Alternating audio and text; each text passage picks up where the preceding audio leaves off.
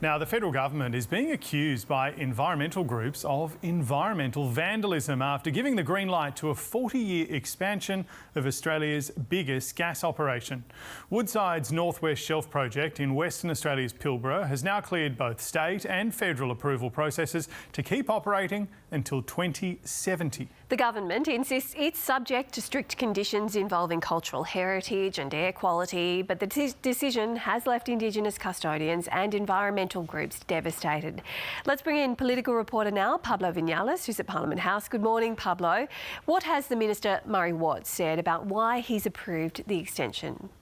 Bridget, good morning to you. Well, it was a decision that the federal government had been considering for the last 6 years, and newly appointed Environment Minister Murray Watt wasting little time. He was only recently put in this portfolio in that recent government reshuffle. It is his first major act as the Environment Minister, deciding to extend the life of the North West Shelf facility to keep the project operating beyond 2030 when its existing approvals were due to expire. Now, in making this announcement yesterday, Murray Watt said, I'll read you part of his statement, following the consideration of rigorous scientific and other advice, including submissions from a wide cross-section of the community, I have today made a proposed decision to approve this development subject to strict conditions, particularly relating to the impact of air emissions levels. Now, this does not, this does allow the facility to operate to 2070, though it doesn't necessarily mean that it will go to that decade, but it does not involve the opening of any new gas fields, which is something that the government has been pointing out. And Pablo, what's been some of the other reactions so far, because this is a contested decision? Yeah, no surprises in some of the responses we have seen since this decision has been made. Obviously, environmentalists and the Greens have slammed this decision, calling it a climate bomb. Greenpeace has labelled this a terrible decision, saying that the North West Shelf facility is one of the dirtiest and most polluting fossil fuel projects. We heard also from Green Senator Sarah Hanson-Young, who has accused the Environment Minister of failing at his first decision as Environment Minister. This government has failed again. It seems they've learnt nothing from the last Parliament, where they continued to approve new coal and gas mines, only to now approve a pollution bomb that is worse than all of the others put together.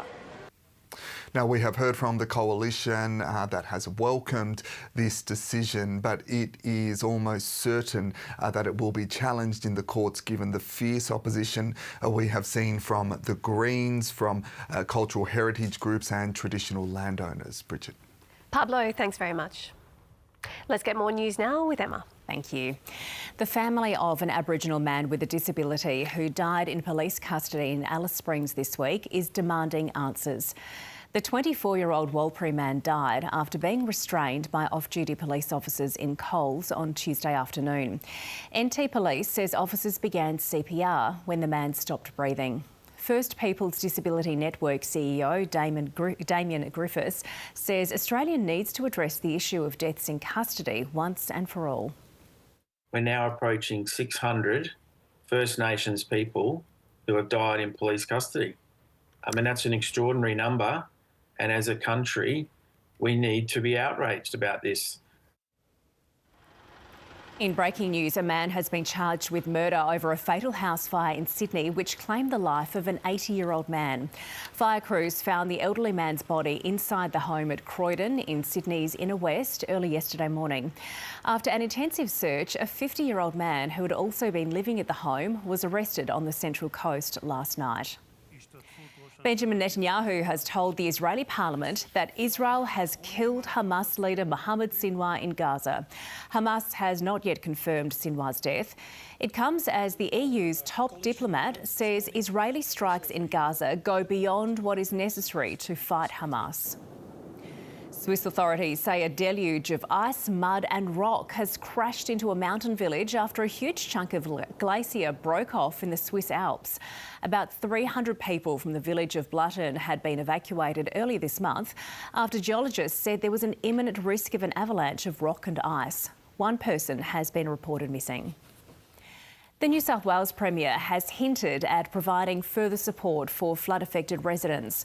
Chris Minns visited Kempsey and Gladstone on the state's mid-north coast yesterday, and today he heads to Wingham and Taree to meet with locals there.